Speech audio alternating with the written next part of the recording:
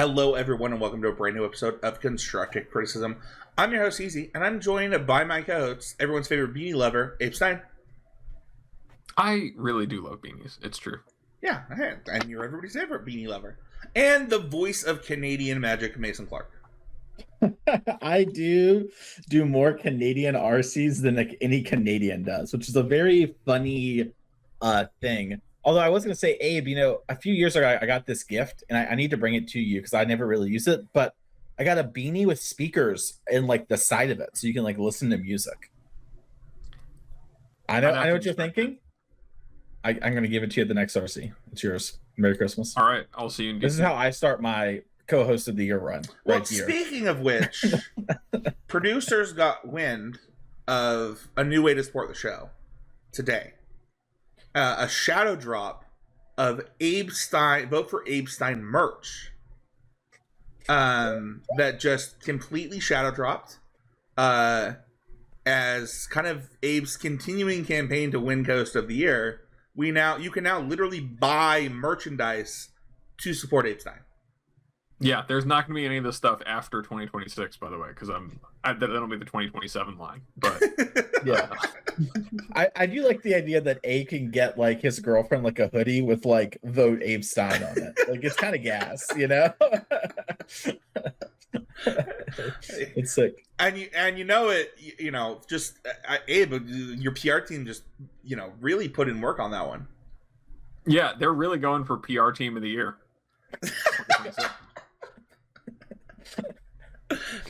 Mason has asked when the Mason line drops, and I told the Mason and Spencer. Yeah, I just want equal representation in the voting poll. I'm just saying, he was just first to market. We've just got to come up with something better. I do have this idea of Flage and the American flag and me, but that's we'll see what happens when that merch drops in the store one day. Yeah, a little behind the scenes. Today I text Abe, I was like, hey, I need a professional picture of you. And Abe texts me back, he goes, I don't have one. It's crazy because I work I'm a bank manager and work in sales. I should have a headshot. I'm so lazy I do not. There's so much. There's layers of procurement hell I need to go through at work to get my headshot paid for and reimbursed. And every time I try to start navigate doing it, I'm just I'm off it. I don't want to do this. Picture day's canceled. Well, we are not talking about much more about. Maybe we will about Abe's run for Coast of the Year. New link in the show notes. It'll be a bonus link. There will be the regular CCW swag, but also you can get stickers, mugs, and t-shirts for Vote Abe Stein Coast of the Year in the show notes. Mason line dropping next. But we are talking about Teenage Mutant Ninja Turtles, Turtle Power.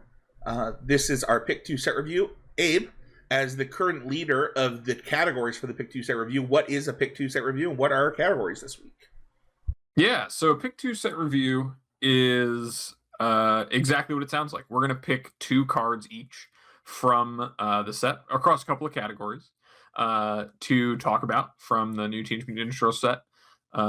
This month, this gets rid of kind of that awkwardness where you have, here's the top 10 cards, but, number 4 is really maybe not the 4th best card in the set. It's just the card I wanted to talk about here. So we can really just silo it out. We have 3 categories for you all today. We have our sleepers, which are the cards that we think people are sleeping on. They've got a lot of potential. People aren't talking about them enough. We've got the bait, the cards people are maybe talking about too much or are evaluating a bit too highly. The ones that really are tricking people in week 1. And then the hits, the ones you really got to pay attention for, and we know are surefire, week 1 contenders for seeing play in decks and holding on to spots in standard. Yeah, and I feel like we don't give enough credit to Mason and Trey sometimes when we do this. We straight up stole this from the Even Odds pod when they did that podcast. And I don't know, I've always thought it was revolutionary, a good way to do set reviews. And when we talk about new ways to do set reviews, we often are is there really a better way to do this than the Pick 2 set review? So shout out to you, Mason, for for this awesome Thank you. idea. Yeah, and as co-host of the year 2025, that's kind of the things that I brought to the table that Abe, you're gonna need to one up. I But can see the cam speaking now. of one up, I was about to say, really, congratulations on co-host of the year 2016 when you did that. yeah, that's right. I'm a multiple time champ. Abe, I've accomplished more than you could dream of. Okay, I have Just so listen- much respect for you, Mason, and that's why I'm trying so hard to win. I know the talent I'm up against. Let it be known. I know who I'm up against. You see, I'm bringing the A game. I got respect too, but you gotta bring the talk. I gotta bring this talk so when you win, people are happy. And speaking of happy, Spencer, I know you're happy to be here. How about you start things off with the first sleeper? Yeah, I'm gonna switch up.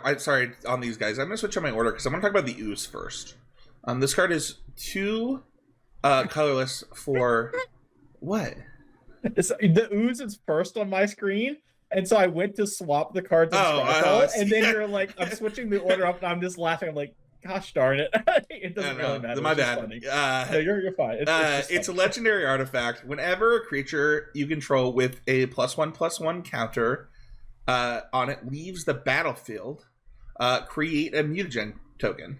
That's mutagen tokens, for what it's worth, are a token that have pay 1, tap it, sacrifice, put a 1/1 counter on something. And this card has tap it, exile a card from a graveyard to also create a mutagen token. And I have seen nobody mention this card.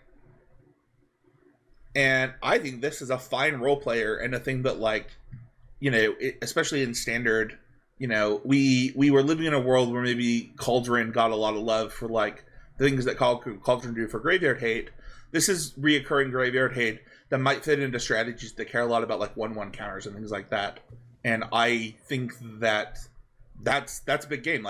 Not everything, we don't live in a world of strictly better anymore, where you might want to play Burst Lightning over this or that. This is the same thing can be true of Graveyard Hate. I want this Graveyard Hate because it fits my deck better, type of thing. And I think this card fits that bill really well. Yeah, I think this card really excels actually at its denial element in a way that doesn't jump out at first glance, right? Because I think you're right. The obvious comparison is Agatha Soul Cauldron, but this against Lessons is actually a deceptively powerful card. I think because getting any card from the graveyard and creating that mutagen token, while you don't get the +1/+1 for free, you're going to have to invest a mana. Denying them early cards in graveyard, and then you getting counters means cards like Combustion Technique are going to be much worse in those early turns. Accumulated Wisdom are going to be much worse in those early turns. And then not only are those cards worse, but the Firebending Lessons also get a little bit worse because in theory, you're growing your creature outside of Firebending range. And when they do answer the card, you then get the kickback of that one mutagen token. And that's not assuming any sort of synergies, right? And there are a lot of synergies in the set. So 2 mana is a lot, but I do think if you have a small synergy in your deck and the lesson deck doesn't change up too much between, the recent time, I think the Ooze is a card that makes a ton of sense for a deck that's heavy on creatures and maybe, has a lot of creatures right in the range of these red removal spells and wants to grow them out of it. Yeah, I think also it's important to recognize that you're getting a mutagen token every time you tap it to exile a card from a graveyard, but you get a mutagen token also whenever a creature with counters leaves for each of the counters. So you're able to just continually stack the same number of counters. So Mason, if I have 3 counters on a creature and you kill that creature, or you Boomerang Basics that creature even, because it just leaves the battlefield. Dude, and I draw Llanowar Elves. I didn't even realize it said each. I already thought this card was good. Yeah, I draw Llanowar Elves. Now I have 3 mutagen counters sitting around. And I that ability also, thinking about formats outside of standard, in Modern, I know there's a lot of tier 2.5 strategies these days that you can play that involve Arcbound Ravager and Hardened Scales and things like that. And this is another way to convert those convert those counters back into permanents. You can really have the perpetual motion machine between a Ravager and the Ooze and not that many counters, because now all of your counters on the thing you sacrificed the Ravager are going to make more artifacts, which are more counters. And then when you sack the Ravager, you get more mutagens for all the counters on the Ravager. Like, there's a lot of ways to make this spiral out of control very quickly. And it also has a pretty strong ability. For what it's worth, I did think that this was better than Leyline of the Void in the Hardened Scales deck in Pioneer. That, like, it's been a little while since that deck saw play. But I do think this is an upgrade over Leyline of the Void for that deck, because it's putting on the pressure, so it can afford to, like, do this. So yeah, and two, like, talking about one last thing, just like, you know, because I guess we are getting close to modern season, like with the Ozolith, and I mean, like Abe was saying, with any amount of artifacts, this goes kind of like, it's very powerful, but like double Arcbound Ravager, which a lot of the affinity decks these days are playing a couple Arcbound Ravagers, you double your counters, but with the Ozolith, you like triple to quadruple your counters because of how, like, sacking a thing and making the token, and it all sort of scales. So it is like this sort of bad graveyard hate card in the context of modern. Like, it doesn't hit enough to really, I think, be super strong. It's pretty good against a Flage type card, but not much else. But it is that, while also being this sort of weird win condition. And I think another thing too is, like, you know, going back to our standard example, Abe, you know, pointed out how, you know, okay, I boomerang basics, you know, let's say you're big Llanowar Elf or whatever, and then, you know, you play, you know, an Ice Till Explorer, and I go and I put a counter on it. Even if you respond with a kill spell and you sort of get me, I still have all those extra counters. So it's like, yeah, you stopped me from getting my first +1/+1 counter. That probably was good from you. But now the next thing is just one smaller, right? And that's assuming, like, I have nothing to eat with my ooze somehow, which you just put a card in the yard. So, like, when I saw this card, I actually almost put it in my hits. But I saw it was in your sleepers, and so I ended up changing one at the last second. Yeah, and was like, okay, like, I want to talk about this card here, because I do think that, like, the modern implications are pretty close to real, if not actually real. And in standard, I think Lessons is enough of the format that, like, this is very, like, a very reasonable to good card to talk about. I mean, even Spellmentals, I think this card just has a lot of range on it across formats. So Sans Chocobo. Yeah, exactly. I gotta be honest about my next sleeper, because this was the first card I put on sleeper, and if you if you ever got to look at our show notes, you would see that I edited my sleepers multiple times and then put this card back on, even though this card is very highly mentioned in shout out to Yeoman 5's 50 decks. I had never seen this card before Yeoman posted his deck lists, or before I read it and put it on my thing. I put it on my thing, then it was in Yeoman, so I was like, I guess it's not a sleeper. I was like, whatever, I still think it's a sleeper. And that's Fugitive Droid. So this is an artifact creature, robot scientist, very magic, very magic, fantasy, high fantasy themed, robot scientist. In New York. Yeah, in New York, yeah. This creature can't be... Sorry, I'll mute. You're fine. This creature can't be blocked if an artifact entered the battlefield under your control this turn. And then it has blue, sacrifice this creature, counter target spell that targets an artifact or a creature you control. This card, I read this, I was like, this card has the theory of words written all over it. Because it's not just like a word salad ape. It's like, oh, all of these words matter. Like, all of these words, if I can grow this creature, really mess up my opponent in any artifact aggressive deck that wants to grow my creatures in any meaningful way. And I don't know if it's like, I guess I'll say this now. Like, I did not see a lot of hype for this set. Just kind of across Blue Sky or Facebook or Discord or whatever. Like, we would usually see it, there's something to that, but this would be a card that would excite me. Like, this is a card that I'd be like, even though this is not my type of deck, I'd be like, oh, this is like one of those.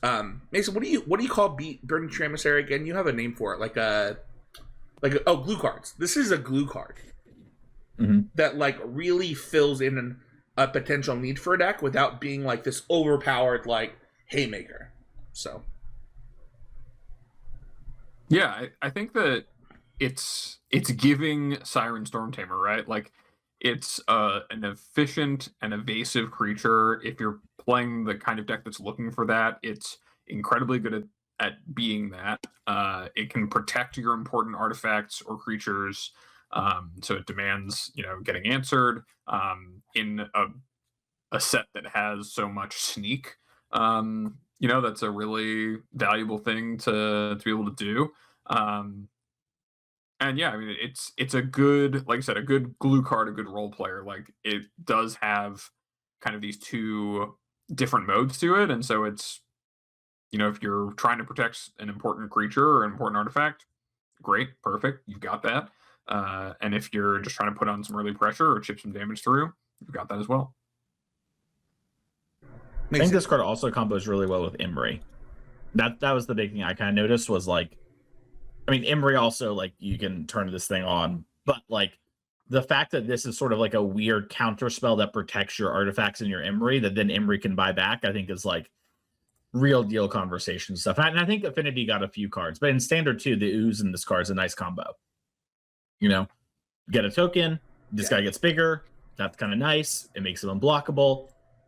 Not so bad. They try to maybe answer your ooze. Maybe you want to save this and you still have all your tokens around.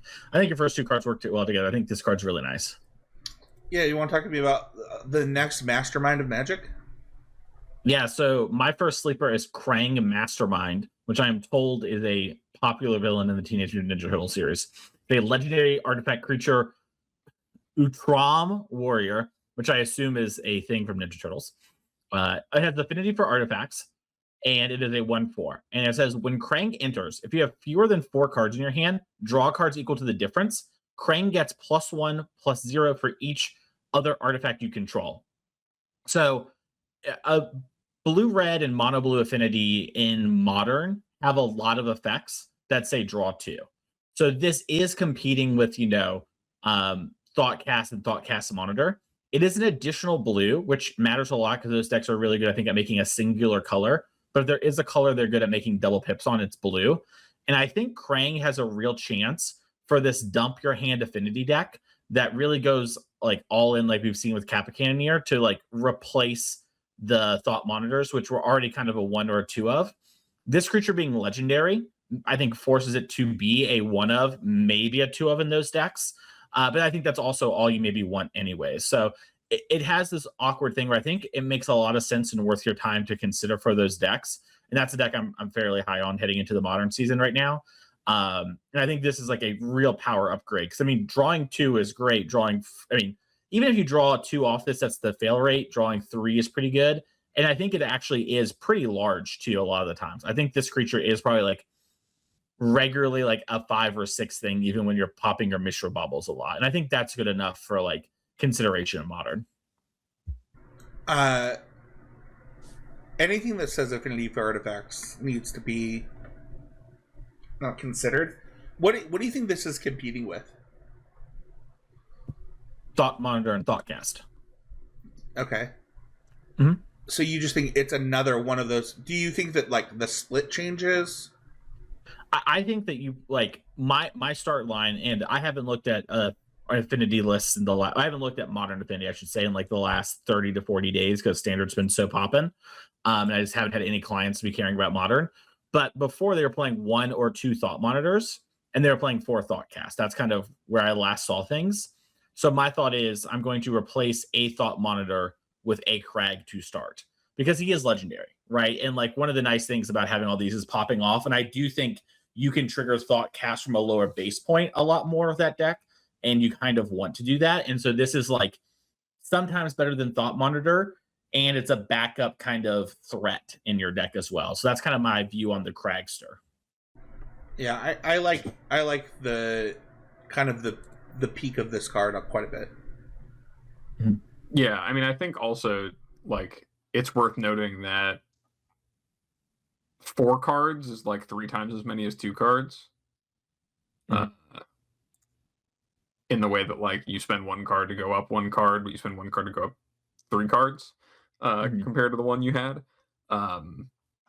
And that potential, along with being just a more sizable body, is like a really, really big draw. I was looking just out of curiosity while you were talking, Mason, at the affinity decks in Modern recently, and I think that they are kind of waffling between sack outlet things in their flex spots right now, but that doesn't mean that that's always going to be that way. And I think that's also just the like one way of building the deck, where this definitely in kind of the 8 cast kind of mentality, and even in like formats like Legacy where 8 cast is more of the vibe.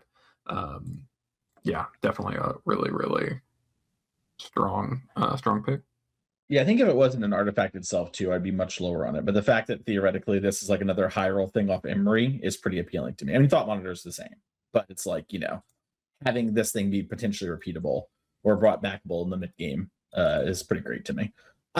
Next up is a card that I imagine is fairly divisive among people. And I will admit that I feel much stronger about my last card than this card, but I'm down to go to bat for homie here. And this is Leonardo Cutting Edge. He is 1 and a white for a legendary creature, Mutant Ninja Turtle. He is a 1/1, and he has Sneak. This is our first time talking about Sneak. Sneak is you may pay this cost. So in this case, white. If you do return an unblocked attacker you control to your hand during the declare blocker step, he enters tapped and attacking. So in this sort of case, it's very much like ninjutsu, except you can use like instants and sorceries and other stuff. And we see that Sneaks on a few types of cards. So basically, you can ninjutsu this guy. He has lifelink, and then he has the Ajani Pridemate text of whenever you gain life, put a +1/+1 counter on Leonardo. Basically, my pitch on this card is that I think Ajani's Pridemate has always been much closer than people give it credit for, while never really hitting in standard. And an Ajani's Pridemate that kind of has lifelink on its own is very much in the camp of cards I want to play with. And like, I think that while this card is not a deck defining card, it is probably a solid glue card if that sort of archetype is to exist. And I think we're missing the payoff of what that archetype is supposed to be. But I think like now that Leonardo, I feel like we have enough enablers that like you have Healer Hawk and this and things that can like gain you incidental life. And every time you gain life, this thing grows. And unlike Pridemate, the fact that when your opponent starts jump blocking this, you gain a bunch of life and it gets bigger and bigger, I think is a real like selling point of Leonardo Cutting Edge. So I don't think you're going to be playing any of Johnny Pridemate decks next week or whatever, but I would not be surprised if like, if you remember old Heliod from last time with the Theros, if something like that comes in the next 2 or 3 years, I think this will probably be a really good card with it. And so I really wanted to highlight it as a enabling glue card that lacks, a payoff at the moment. Yeah, and there's also like there's the warp white creature that like is a soul warden, and then if you've gained 3 life, you draw a card. There's I think it's a Bloom Burrow, like a bat that has the Pridemate text and also gains flying if you've lost life. And like, I know that maybe not right now in standard, but there have been iterations of standard in the last 2 years where I've played against the deck on ladder and like lost games to it. Like this is another card that is probably a slot up for a deck like that, and there are tools for something like that to be strong. It just needs to get the support and get the right cards. It's not like there's not going to be more sets this year. Lord, is that the truth? Hey, what's your first? Do you want me to say now? I didn't know if we were saying it. Spencer, you can. Well, yeah. Why don't you wait? Because I know this is. Yeah. Go ahead, Abe. Go on your first sleeper. Yeah. My first sleeper is Go Ninja Go. Go Ninja Go is a red and white sorcery, 2 mana. So it's sorcery. Choose one or both. Exile target creature you control, then return it to the battlefield under its owner's control. And then the other one is Go Ninja Go deals damage equal to the greatest power among creatures you control to target creature an opponent controls. Now, I've had some conversations with people about this card pretty recently regarding like, oh, is this, a better Splash Portal because it just does more. And I think that thinking about this card like Splash Portal makes it into bait. But I think that this card, and this is kind of what I'm putting in sleeper, is that some people have talked about that, and I think they kind of realize that 2 mana is a lot of mana to pay to try to like blink my Quantum Riddler. But I think that this card still is quite powerful when you pair it with the right threats. And I think that a deck like Boros Dragons, for example, is a deck that is full of what I'll call affectionately some clunkers, but they're all big and powerful, and have some pretty backbreaking ETBs. So like you can flicker your dragon and blow up their land and give it a stun counter and like kill their creature. That's an incredibly good 2-mana removal spell. You're already playing cards like Voice of Victory that make a sorcery speed flicker a little bit less dicey. You can have some sweet plays with like Nova Hellkite, warping it to deal damage and then attacking and then flickering it so you have it on defense and dealing another damage and dealing 4 with it at the same rate. And so when you think about it as like potentially a free spell or like a 2-mana deal 4 to 5 that has some upside, like that I think is pretty powerful. Also with Shiko, if you're able to play it in kind of some of those Jeskai mid-range decks we saw in the last like 4 or 5 months, like with Shiko, you effectively get the opportunity to deal 4 damage as many times as you have copies of Go Ninja Go in your graveyard. So if you can play a deck that sets that up well, I think it's really strong. But I think that it's got to be a balance of like the strongest ways to use these blink cards is usually to Splash Portal, and your Quantum Riddler makes 3 mana into 5 mana, and that's pretty great. This won't ever do that, but Splash Portal won't ever kill your opponent's creature. So I think a pretty solid card that people have not talked about applying in those ways yet. This was one of my... Yeah. Oh, you go, Spencer. Oh, I was just gonna say this is one. I mentioned how I like edited my sleepers a bunch. This one was one of them. I'm gonna be behind the curtains a little bit. The reason I took it off is I was like, is this card as good as I think it is, or do I just like the song from Teenage Mutant Ninja Turtles 2 that much that I wanted it to be said on the podcast? And I think I like Vanilla Ice as much as the next guy. But I do think this card is pretty good. Yeah, what's kind of interesting to me is the dragon that I thought of with this, Abe. You didn't even mention, and I'm curious what you think about this after I say it. But Shiko, Shiko with this kind of goes a little crazy, right? Yeah. Am I mistaken? He just said bet 2 minutes talking. Yeah, I did say that. I must have zoned out. Missed that. Sorry. That's my mistake. Okay, yeah. I mean, when I saw this card, didn't Shiko just does? I mean, like, can your Shiko deck support playing this card? And the Jeskai mid-range dragony deck, I think probably could. But you could also, I think, like, there's probably a different version of Jeskai control where like you want to play this. But I think that plus Shiko is just like that is really strong. Like kill 2 things, like, and then cast some other spell is like, dang, all right, let's go, So yeah. And even just like if you go Ninja Go, flicker your Shiko, and then like let's say there's not another thing you want to kill, and so like you went on the flicker back, you get your stock up or your whatever, then like I'm big game on this card. So I think this card's very interesting, and like that's a lot of power in a sorcery flicker. Sorcery flicker basically never makes it, but we've been seeing it make it recently, and this one is like a very strong version of that. So I'm excited to see how it plays. Should we go on to your next card, Abe? Yeah. My next sleeper is Does Machines. The best name for a card. Yeah. It is just missing a question mark. The Does Machines is an enchantment. It's a class. There's a few of these in the set, but it's 1 in a blue for a class that when it enters, you mill 2 cards, draw 2 cards, then discard 2 cards. And then on level 2, which is 1 in a blue to level 2, when it becomes level 2, return up to 2 target artifact cards from your graveyard to your hand. And then level 3 for 4 in a blue, at the beginning of combat on your turn, put 3 +1/+1 counters on target artifact you control. If it isn't a creature, it becomes a 0/0 robot creature in addition to its other types. I think this card just looks pretty good. Like at face, being 2 mana, like mill 2, draw 2, discard 2 is a lot of cards to see on turn 2 to set this up to do some things in formats where that level of kind of graveyard selection isn't necessarily easy to come by, and that much velocity. And then like level 2 is a straight up, double regrowth on artifacts. Can easily work with. I mean, if you're gonna play this in like modern for some reason, then you can get back like Mishra's Baubles and immediately get your 2 cards back there.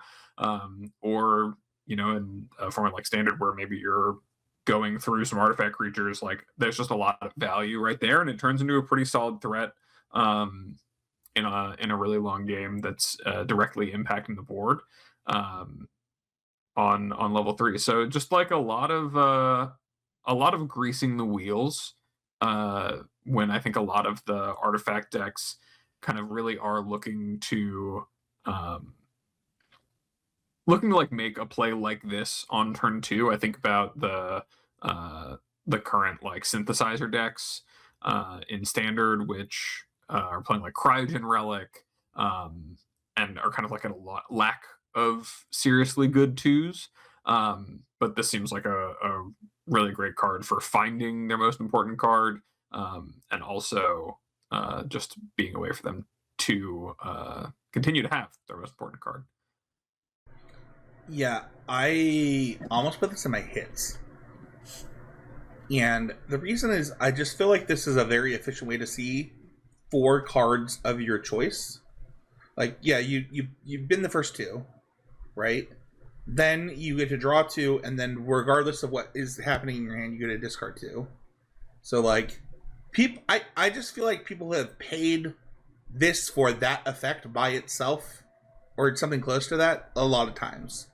And then the level up is like sick. Like, my deck is built around this. Let's go. The last one's a little expensive. I think the level 3 is 5 mana is quite a bit of mana to invest, especially after you've already invested 4. But I don't know.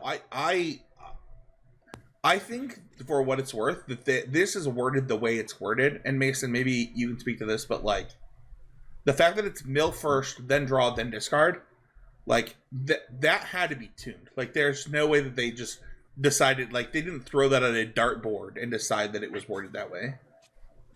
Yeah, it's definitely like worded in a way to like maximize your information, minimize feel bads. The 2026 special these days, try to make every card happy. I do think like this card's pretty potent with things like Soul Guide Lantern 2. It like jumps out to me as like your deck's probably built around this, but then like you have some powerful cards that like probably hose people that sack as a cost or something like that. And then I think in that world where like those sort of things exist, you are kind of going to be pretty happy having the level 3, because the level 3 I kind of thought was not very good when I first saw it on Tezzeret, I believe is the card from Edge of Eternities that has basically this exact ability as its ultimate. But like it actually was surprising to me just how powerful it was. So like I'm pretty interested in that with this deck. So yeah, I think this card's pretty cool. I'm excited to see sort of what comes of it. I love it. Let's talk about our next category, which is bait. I guess I won't. Should I not bury the lead? Should I just go right into it? Yeah. I mean, you did have, one of Mason's sleepers as bait, so I think there's no reason not to have your rebuttal. So I don't even think it's a rebuttal, because I mentioned Yeoman's 50 decks article that he does, the 50 decks thing. And this was almost one of my hits. Like, Johnny Primate that I can get for cheaper, that powers itself up, that Mason says, continues to power up even when chump blocked. Like, that all sounds really great. Mason has highlighted why I have this in bait, though. I have played against this deck. I played a lot of ladder this month. I have continued to play against the deck that this deck would go into. You've all highlighted some of the big cards in that deck, whether it's the black white enchantment, whether it's the bat, whether it's the other bat, whether it's whatever. And your cards are so mopey, and the synergies are just not there, that I think the Mason's right. You need like a real reason to want to play this card, and I do not believe it exists. And I'm afraid that people will just play this because they like that deck. They like the Drain deck, and they are gonna continue to do it. And I would just encourage you not to. I am a big fan of a Johnny Bridemate. Won a lot of matches of Magic with Johnny Bridemate in my day. This is a very good Johnny Bridemate. I don't have like an argument against anything Mason said. I'm actually just agreeing with Mason. Well, then why'd we wait? Well, I don't. I'm just kidding. I'm just kidding. I think that it's a trap. It's a tarp, man. Like there's nothing has changed about the deck. Like the second you said Healer's Hawk, I was like, yep, this is bait. Like let's be real about what's going on. If we're talking about Healer's Hawk in Standard right now. No. But it's so good with Sneak when you Healer's Hawk and then you we're not in that world. I'll say this. I think that bait and sleeper can be dangerously close, and I think this highlights it. Like how it can be this way, right? But I think your stance of coming on the other side of like, hey, there's gonna need not only a card, but like a real card is fair. Like it needs a supercharged card, not just some decent card. So yeah, I think that's a fair way to look at it. I think actually what you said about a Johnny's Primate itself is like the highlight. It's like, yeah, that card's really good unchecked. Guess what? This card is really good unchecked. You know what the problem is? Is like this card just dies to Doomblades, quote unquote. But like it's more than that. Like nothing has happened. Like the thing is that I've noticed in Standard at least, and maybe that's too much of a focus for me, is you can just deal 30 damage really easy. You can deal 60 damage really easily throughout a game. You're not going to gain enough life to like make this even if this is getting 6 life a turn, if all you need to do is answer this, and then it's like, all right, well, every discard spell, now that I have 3 Monuments play, deals you 9, then it doesn't matter that you gained 38. Like, who cares? I'm like gonna go through my entire deck at that point. So I just think it's not putting enough oomph on the fire, and it needs Anyway, Abe, you had something to say while I was waxing poetic. Oh, I was just gonna say, I think that like if you get this thing big enough and unchecked, like that's where probably it's different than Pridemate is like. I'm skeptical on slow growing creatures, but if you have like a 5/5 lifelinker attacking on like turn 4 or 5, like in some matchups, I mean that creature going unchecked will kind of put the game away. But you're right. The state of the Standard format right now does not really allow. I mean, look at like the landfall decks. Like this thing's never going to outscale a Mossborn Hydra. You know, you're getting hoofed for like 80 on turn 3. Like there's no way. It's high noon maybe. Yeah, this is why we need our hoof. We need our monument. Yeah, no, I agree. We're in a violent agreement. I do think that honestly, I think about what was the card from Kaldheim, the +1/+1 counter at beginning of combat, Luminarch Aspirant. If we had Luminarch Aspirant Standard, I don't know if that'd be enough in general, but that is the one archetype we are missing in Standard is white weenie and I think there is that card. But I think it has a weird condition on it. Maybe it does. I was gonna say I was looking at white weenie decks a lot recently. You know what I will say? I did see a cool deck with Sheltered by Ghosts. That was this Johnny Primate Sheltered by Ghosts, stuff like that. And maybe Yeoman also had a version of that was like that. That was interesting. And if the format goes back to aggressive decks that are not capable of these combo turns, then this would be good. I'm not saying this card is bad. I'm saying it's bait. They're different things. My next bait is a little different. This is another one that this is actually one I've seen people think is really good.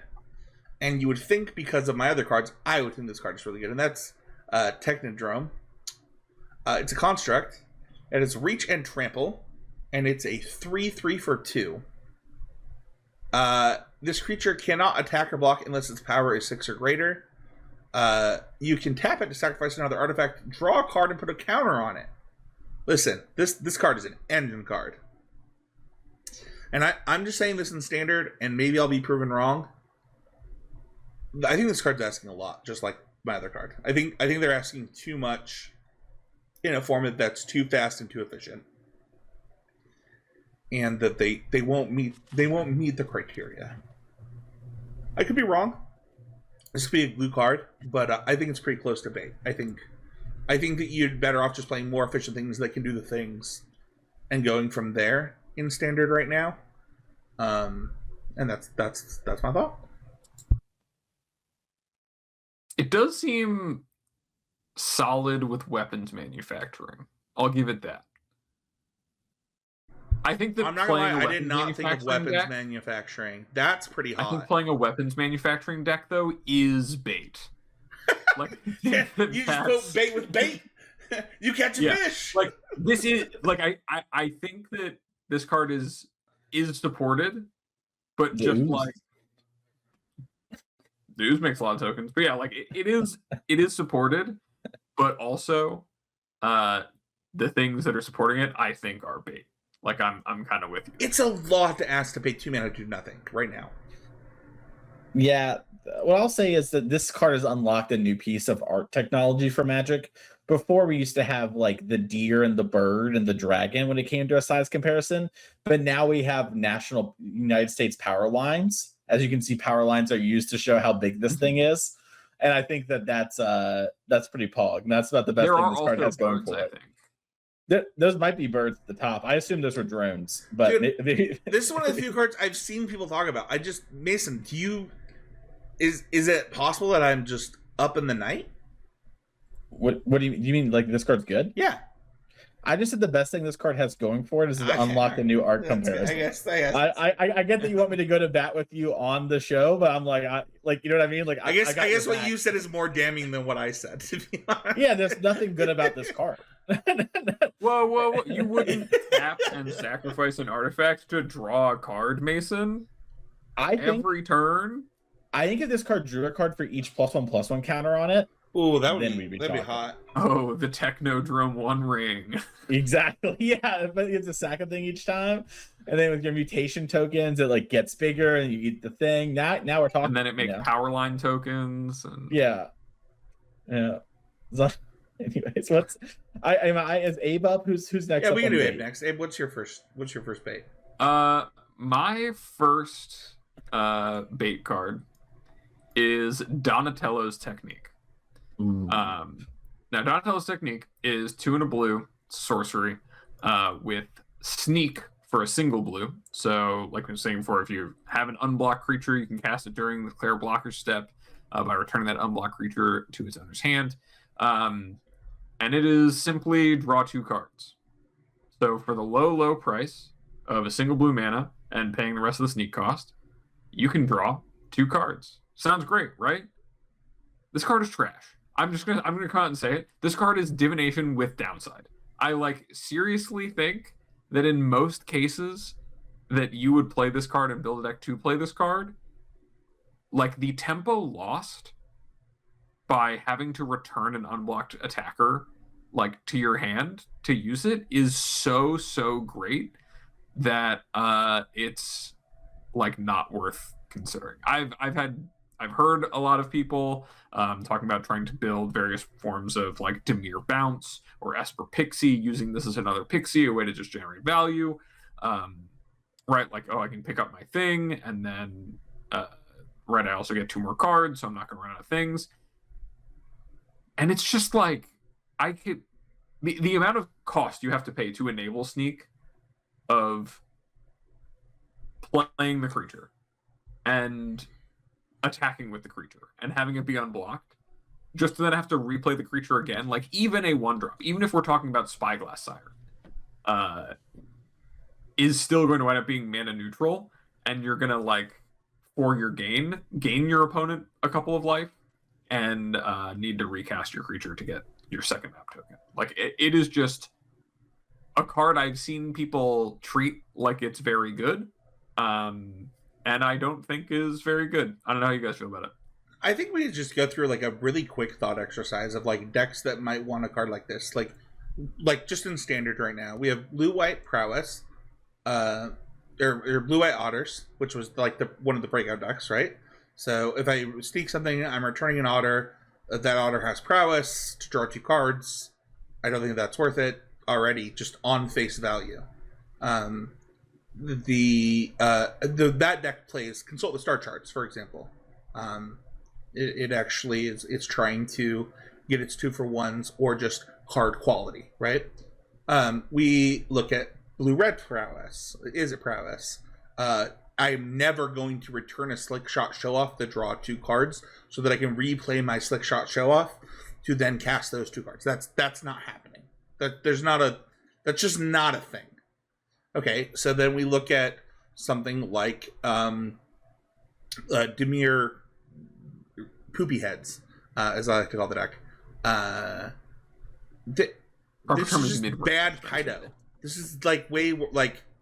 Well, to be fair, Demir does have like Flood Pit Drowner and Spyglass Siren, right? Like those are 2 things that you would not theoretically mind as much sneaking, right? Yeah, but if they're going unblocked, like, I guess you're what do you? I guess no, you're right. Maybe that is the deck that cares about this.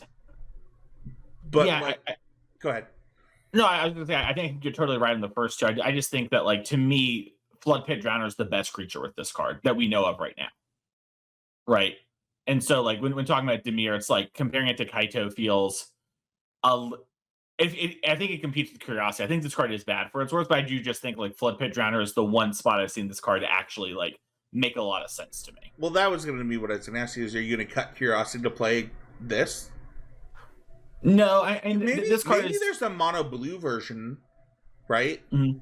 That is like a cost-effective version of the I don't want to say poopers on the podcast in the like swear version. If I can interject, yeah, I think one of the things that also needs to be considered when you're evaluating the sneak costs is like when you're playing a card for its sneak cost and it is not just another creature, you're also paying a cost of giving your opponent life equal to the power of the creature that's not blocked. So like in most of your decks that would want to play Flood Pit's Drowner, it's not like 2 damage is not nothing to you, right? Like 2 damage is probably a sizable chunk for you to be taking from someone because your deck probably wins with, a lot of small attacks. So giving away one of those successes in combat to gain I have the card back and 2 cards. Flood Pit's Drowner is probably the only one that makes a solid argument because you're probably getting 2 more damage out of it again by way of its ETB trigger. But I think otherwise, blue and your opponent gains 3 life to draw 2 cards, and you have your creature back in your hand. That is not a card that I think is of quality. But I just wanted to, I think that life point thing is, really not advertised on the card when you look at it until you, think about it and play with it. Oh, go ahead. Oh, you guys would start. No, you go. No, okay, I'll go. No, I think that it is it has to be an attrition-based card. You need to be a deck that probably doesn't care about getting people as dead. And I think historically, when we think about these decks, they are little flyers, small evasive creatures. And you're right, those decks do often care more about the point of damage than connecting. I will say once again, the only card I think that is good with this is Flood Pit Drowner that I can think of as a slam dunk. And part of that is the Kaito trick that we've seen in the past, where you shuffle, you start to shuffle the Flood Pit Drowner and then you sneak this back. That is pretty powerful. If you can return the creature to the deck, now you're creating a kill spell, but that is I guess it's doable. It's pretty hot. That's pretty hot for mono blue for whatever it's worth. Yeah, if you end of turn on turn 2, tap down somebody's 2-drop and then send it back to their deck like their Baptismal Cub and you draw 2 cards. I'm not saying that's better than Curiosity. It's just the only thing that's good. But I think if you want to play this card, it needs to have things like that. It needs to have something where you're really abusing the creature element of this, because I think this card is just better as draw 2 for 3 a lot of the times. And like in limited, it might be great because you'll like end up in a late game top deck spot and you'll have some nice, Mull Drifter or, Sifty type creature, and you'll pick it up and draw a bunch of cards. But in constructed, you're right that like the tempo loss is really, really huge. What's your next card, Abe? My other big card is Raphael, the Night Watcher. Raphael is a 2 red 2/3 legendary creature, mutant turtle. It has sneak for 1 red, and it says attacking creatures you control have double strike. I want to like this card. I think that this card seems good enough at face to be good. I think that, right, like you're putting some red evasive creatures in play. Maybe you got your Burnout Astronauts. You got your your just 2-drops that are not wanting to be blocked. Typically good at attacking, and then you're able to sneak in this Raphael and deal a bunch of damage with the rest of your creatures, or just cast it and attack with the team, and that's a pretty solid buff for most of your guys. But I think that the body is so fragile, and is like, it's either going to be, okay, I'm going to cast it and spit face up, or I'm going to try to sneak it in and open myself up to getting, like, again, like talking about the tempo loss of using sneak, like sneaking in and then having something happen in combat, or like, right, having my opponent counter this or just kill it after I've used the sneak is like, it's a really high risk, high reward kind of card that I think is not a place that's powerful enough that I'm very optimistic about it being good in like mono red in the current iterations of it per se. And I think that that's really like where its most natural home is, and I think that deck is bait. So I want to believe in this card. I think it has a lot of the makings of a card that can be good, because in all of the cases I just kind of was talking down about it, it does have some pretty solid floor and upside, but I just don't think that, I think the downsides are so bad and the context around it is not really a good one for Raphael, that I'm not a believer. I think that one of the really nice things about this bait category that we've introduced is like, no one's saying that this card in a nutshell or like in a vacuum is bad. It's just, this is not how mono red wins right now. Like, it's not trying to play 1-drop, double 1-drop, sneak this in, get you. Like, that's not... Lizards, you could play Lizards right now. No one's stopping you from playing Lizards. It's just not a good deck. It's very fast. But like, the other decks are so fast that that's not how you get to be aggressive. You have to be aggressive in creative ways, and through combat in natural ways is probably not it. I don't know. Shout out to Jake Historius. This is probably his classic, like, oh yeah, back in 2014 this card would have been good, but in the current standard format this card is not good. Well. This is our first time podcast history of bait spells in somebody's hit category, as I had Raphael the Night Watcher in my hit category. And let me tell y'all, I think you bring up some good points. I think there are some valid criticisms of Raphael. But here's my big thesis on Raphael.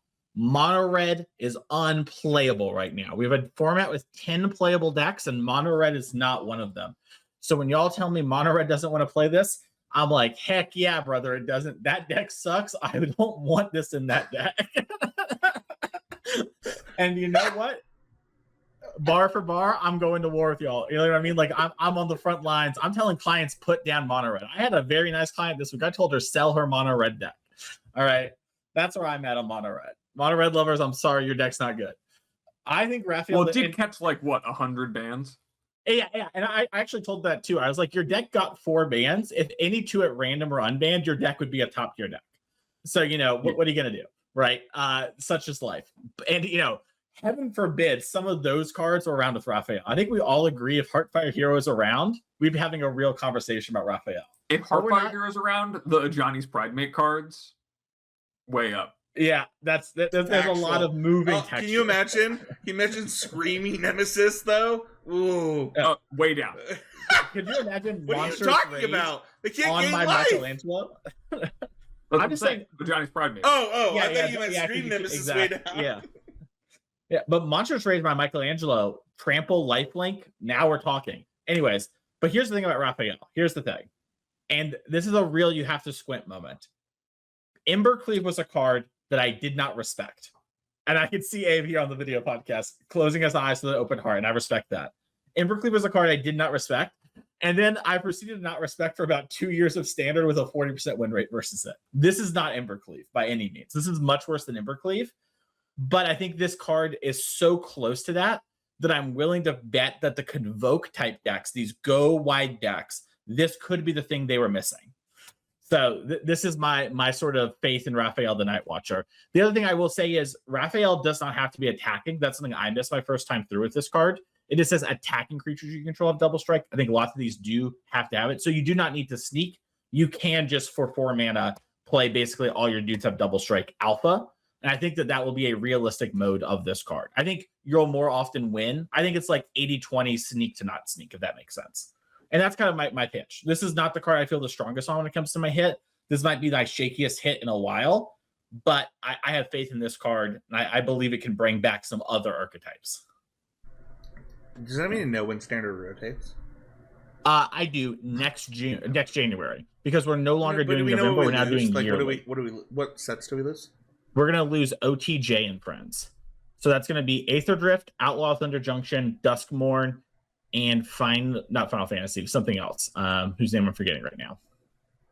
Bloomburrow, thank you. Which is a strong set. No, that's a lot of. Wait, do we lose Duskmourn? Oh, no. I don't think we actually lose Duskmourn. Duskmourn is after Bloomburrow. I think we actually keep Bloomburrow. We might lose Throne. Oh, it is Throne. Throne was the one we're missing. Yeah, so we were gonna have Bloomburrow. It's gonna be Bloomburrow forward next year, and we're gonna lose all those other sets. You're right. I don't know. Turtle Lizards, that could be a thing for a minute. Soulstone Sanctuary is all I'm saying. No, that's every creature type. Yeah, you have to agree it's every creature type. I know that's just actually true. Do you want to go into No, I know that. Go ahead. I know that Mason just did his hit defense of Raphael, but you still have some more bait, right? Right, Mason? I do have some bait for us. Yeah. So I didn't realize that your last hit was into my where your last bait was into my hit. I should have gone before you. Would have been too good a segue. But I have some bait for us to talk about. And the first one is a Michelangelo's Technique. This is a sorcery for 4 and a green, and has sneak for 3 and a green. Look at the top 8 cards of your library. Put 2 creature cards with a total mana value of 6 or lesser among them onto the battlefield. Put the rest of the bottom of your deck in a random order. I can totally believe, with standard, as we just kind of hinted at a second ago, going to be gargantuan in size, bigger than Extendo when it first launched. At the end of this year, there might be something with Technique. And maybe I'm just missing something right now, and there is some hotness or whatever. But I just sort of think everything we talked about, the draw 2, kind of applies to this card. It puts them onto the battlefield, doesn't put them on them attacking. I think if it did, this might be a hit for me. And this 4-mana Collected Company that I need my unblocked creature to go through, that also is getting enough value on the 6 mana value worth of things hit, is very odd. Like, it's very odd tension in its shape. And it kind of pushes you towards playing like a combo, but then you need to get across with an unblocked creature to then enable your combo. So then it's like, wait, I'm not supposed to combo, I'm supposed to do value. But if I'm doing value, everything we talked about the draw 2 kind of applies here, except also I'm probably going to hit Reflector Magi, Angswift Savory type cards, right? Like strong 3-mana ETBs. And, the fact that you can get 1 6-mana card off this card is huge. I think that does open it up long-term for potential combo uses. But I just think this card it's such an exciting read. And then when I get down to it, I'm like, but wait, what am I actually supposed to do with this? Do you know why? I mean, you know why, because you like to design Magic cards and stuff. But this, they had to have fiddled with the numbers of this card specifically so much in the set. Mhm. Like, this card was changed probably up to the last minute, right? Maybe it really depends on kind of what other things are happening in the files around it. Yeah, like Yeah. This card is like, you can get a 6-drop off of it. It's a combined 6. It's like fixed collected company. It's also like, you know, other cards. Like, there are probably broken version of this cards in Wizards files that we'd be like, this is a hit. This is broken. I don't know. I think that I see cards like this, and I think, man, is a Boreal Grazer coming? Like, are we getting a Boreal Grazer? That's what I see when I see this card. Blocks Diamond Truther Spencer. It's good with sneak. It can still attack. Dude, can you imagine? It is good with sneak. I don't know. I think that I get the idea of this having sneak because, like, you're already getting an additional mana to subsidize your randomness. Like, you pay 5 for 6 mana of creatures among 8 cards at the top of your library. Like, that is pretty strong. And so doing it for 4 mana, like skipping 2 turns ahead in mana, is like a thing if you're gonna return your creature. But I don't know.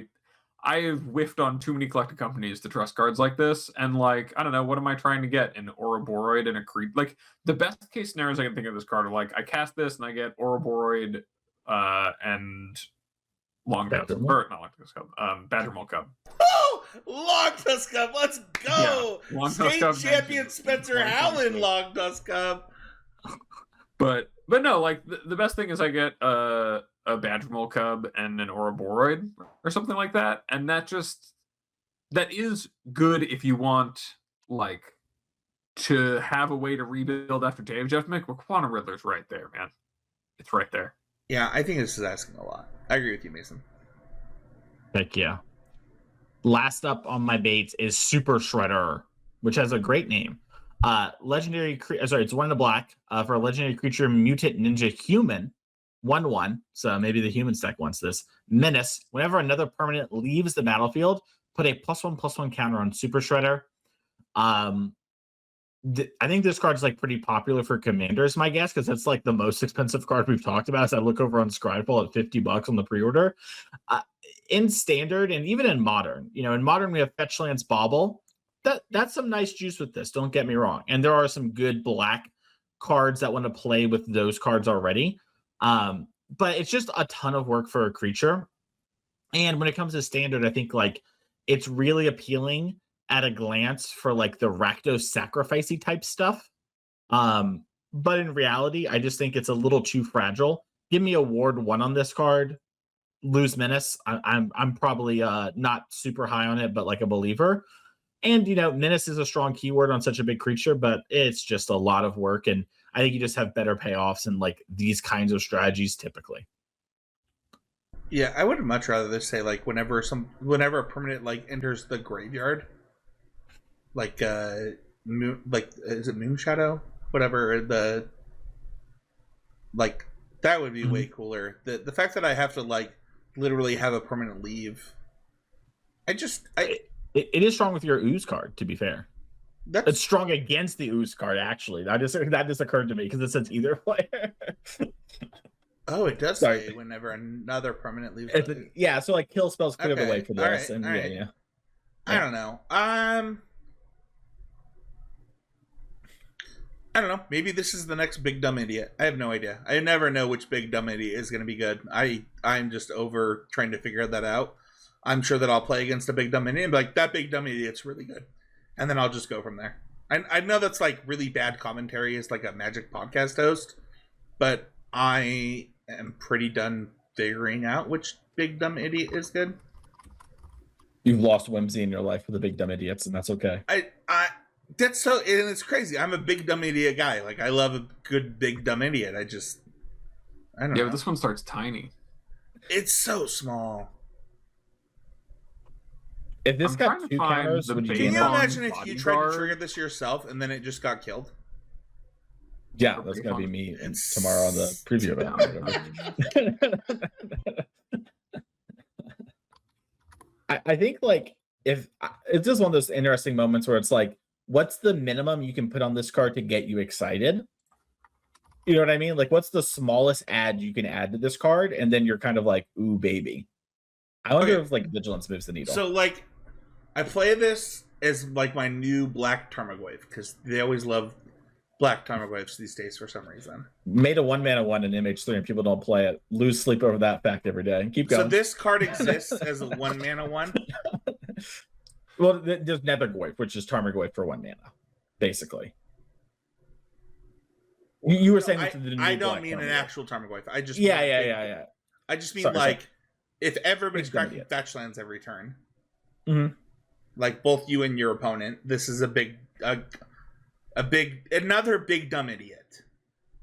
So, Hmm. sorry, I didn't mean to cut you off. No, you're not cutting me.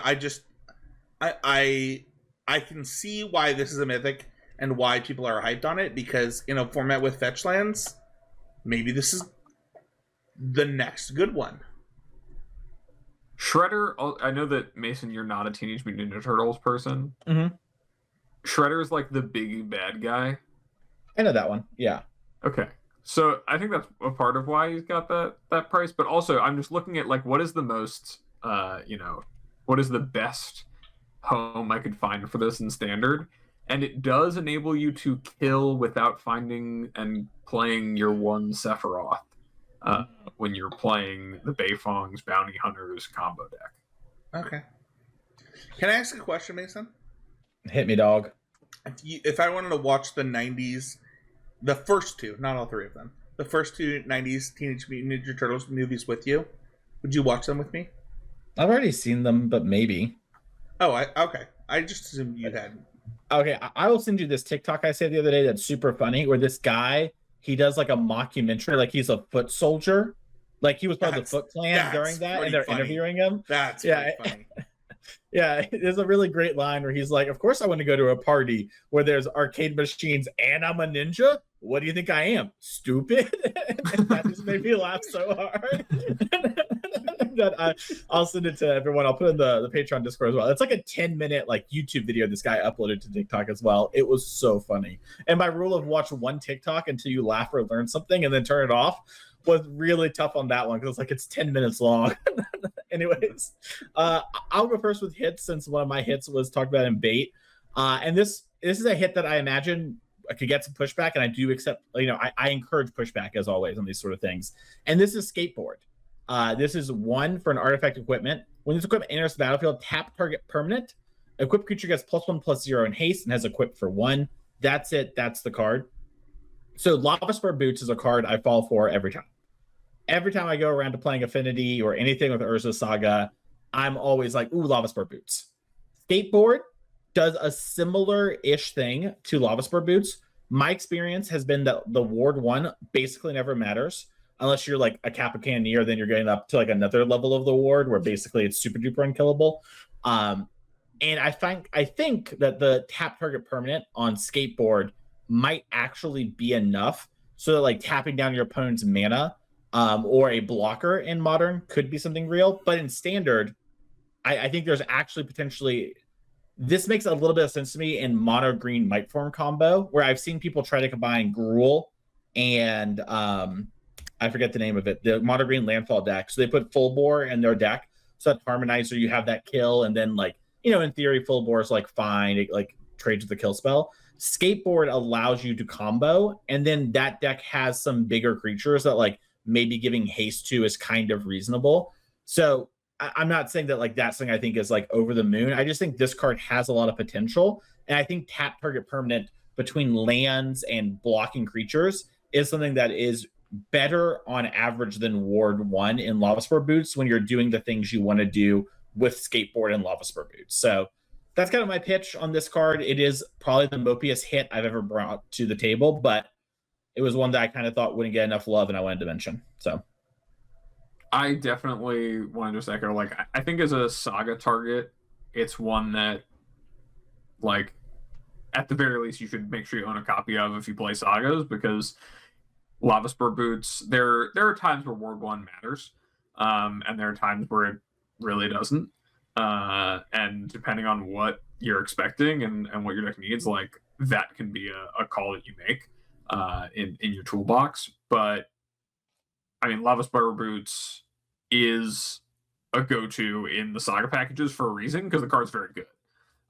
Right when you have access to it with a card like Urza Saga, and so whether or not it has the opportunity to really succeed outside of a package like that, I'm not certain, but I do think that in like your saga packages, skateboard seems pretty good. Spencer, any thoughts? I mean, I have a lot of thoughts. I don't know if I want to say them on the podcast. This card seems better than Lava Spur Boots to me. I'll start with that. I think tapping down a permanent is better than Ward 1 most of the time. Especially as you do it, right? Like, you're getting the Ward 1 on the front end rather than on the equip. I hate that this card exists. Not because of the effect, but I just, if I play Magic the Gathering with my kid in 5 years, which I believe will happen, I'll really hate it if he has to be like, why is my dragon riding a skateboard? Like, I hate it. Why isn't your dragon riding a skateboard? No, I think that I think that there is a reason that everybody hates it, that everybody talks about hating it, and that we are going down the wrong rabbit hole for money. And I think this card's very good. I actually think it is actually better than Lava Spur Boots. Just like on initial, like I played a lot of Lava Spur Boots decks. I would assume that this is better most of the time. On the turn that I want to do it, it's not better moving it, as I think you guys have mentioned, but I think it's better. Like, once it happens, it's like, let's go. So, Sorry, I don't mean to. I'm not trying to derail us. I know that we we all have our feelings about this, but it's just like, I don't know. Equipping a skateboard to my dragon just, I don't know. At least just skateboard don't is equip it to good. a dragon then. No one's making you pay that equip cost. You know what's funny though is, like, at least like, if we're gonna have a skateboard in Magic, at least it's not a throwaway card. Like, at least it's a good Magic card. At least it also has like a ninja, like it has a turtle on it. Yeah, like a ninja turtle is at least somewhat whimsical. Yeah. I will say they said nothing with the hot soup, and then that led to the skateboard. You know what I mean? When hot soup came around, so People loved hot soup. I might still have hot soup in my wallet. Yeah, I just remember people loving hot soup is all I'll say about this. I'm not saying you did, Spencer. I'm just saying I remember a lot of Omega lulls about hot soup, and then poor assist Michelangelo comes around. I think that City Pigeon was like one of my favorites from Spider-Man because it was holding a donut. But like, I think that like it's funny for a minute. I don't know. All right. My first hit is Cool But Rude. This describes some people I know. And it is 1 and a red for an enchantment. It's a class. And, it does the class thing. So level 2 is 1 and a red, and level 3 is 1 and a red. Level, the initial is, whenever you attack, you may discard a card. If you do, draw a card. Okay. Level 2 is, whenever you discard a card, this class deals 2 damage to each opponent. And then level 3 is, when this class becomes level 3, search your library for a card and put it into your hand, shuffle, then discard a card at random. I will not name the human that said this, but they said that this card cost too much to level up, which was the dumbest take I've ever heard in my life. This might be the cheapest card to level up in the history of all classes. Um, I'm just gonna throw out there are classes that level for 1 mana. for the full thing. I'd have to get back to you on that. Yeah, I think 6 might be equal to or the lowest for the full thing. Do you really want the full thing often, though, is to be devil's advocate? Okay, so 4 is the peak. I don't know. My point is, my point is, this card is good in multiple decks. Most of them are monument decks.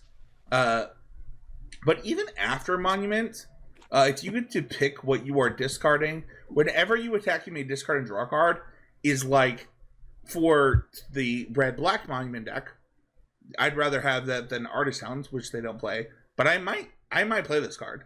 And then could it create other... I played against Mono-Red Monument 2 days ago on Ladder, and that deck really wanted this card. I thought that deck looked underappreciated. I was like, oh man, I'm going to save this in my untapped.gg file to look at in the future. I think this card is crazy. And that's not to mention Pioneer and Modern, which I think this card also could have a pretty big game in. We're in Monument Standard now, but I don't think that stuff changes in those formats. I think that this is a crazy amount of card selection, and then also just you level it up, and every time you attack, you shock them is crazy. So yeah, this one was almost in my hits because of mostly the black-red Monument deck. I think that that deck to me seems like a deck where Monument is playing this role of being a card that gives some reach, it gives some extra resources, it makes their best cards better, and Cool But Rude is more copies of that, and especially it's not capped in the same way as Monument is, right? You can just kill someone from, if you have as many cards to discard as they have life points, you just kill them on the spot. There's no waiting a certain amount of turns. There's, you have the ability to also, the level 3 does 2 damage when you finish resolving it.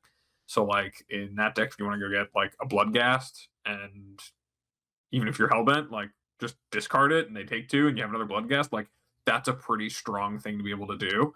And it's, like you said, Spencer, it's a very cheap thing to deploy, and I think it is kind of another archetype's artist talent to Monument of Endurance is Monument of Endurance, right? If you look at Lessons as kind of building this A plus B, this is a different way to do that, except it kind of has one version of that built in, to the point where I could feasibly see playing fewer Monuments and more Cool But Rudes in some decks, but still want to have access to both, right? 100%. It is a really, really potent card.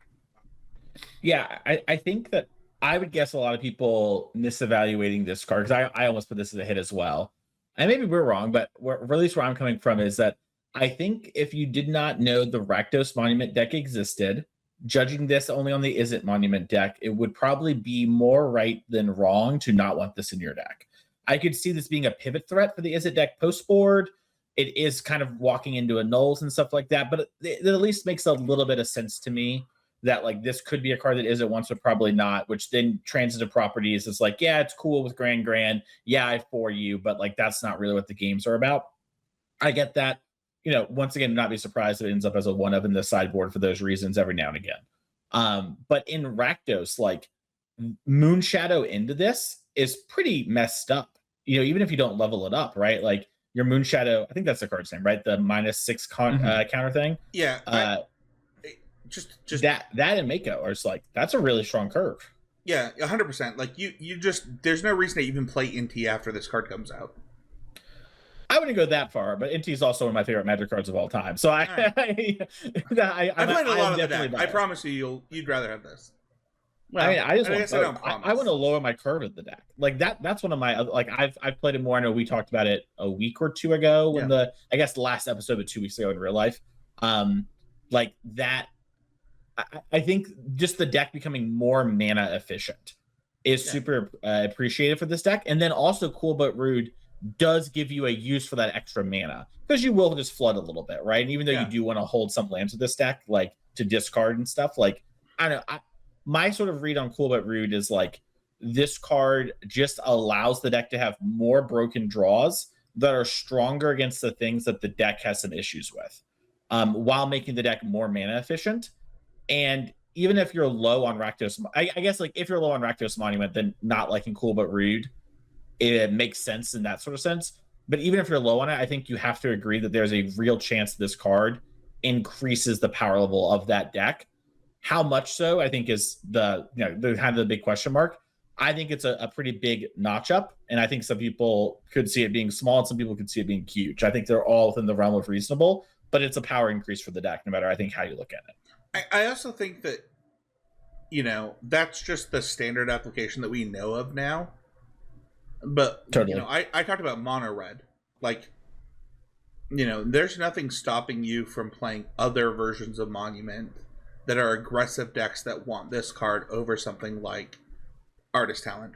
That also, I'm not convinced.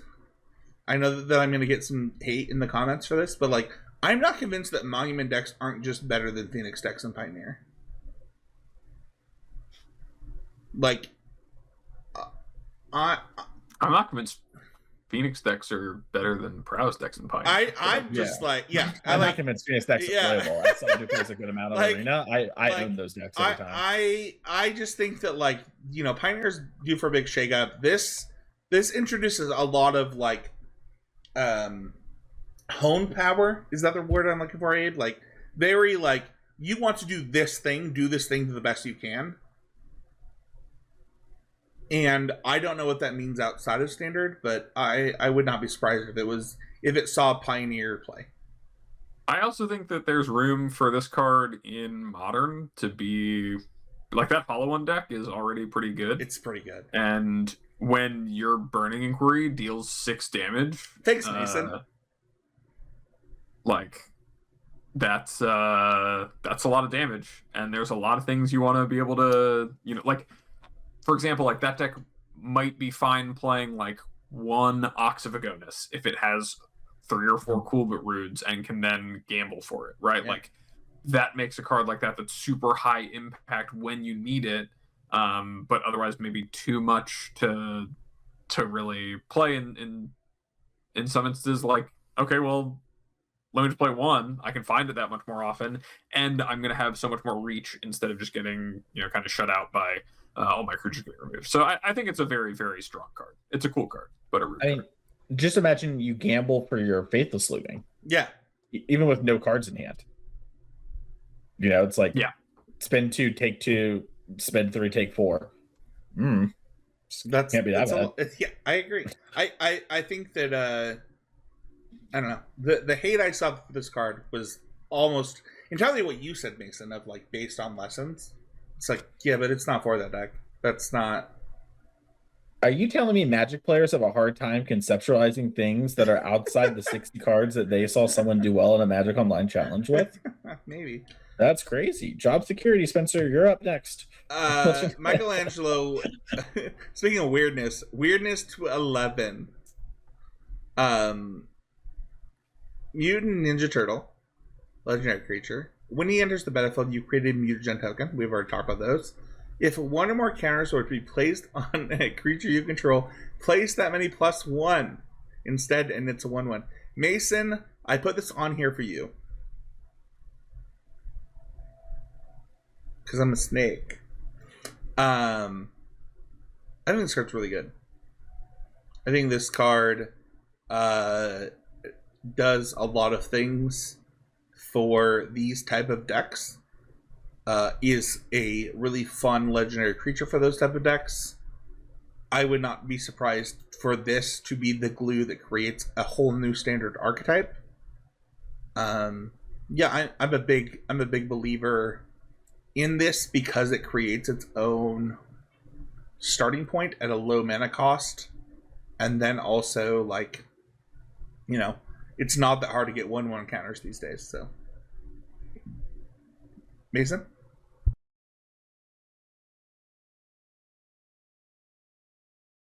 Abe?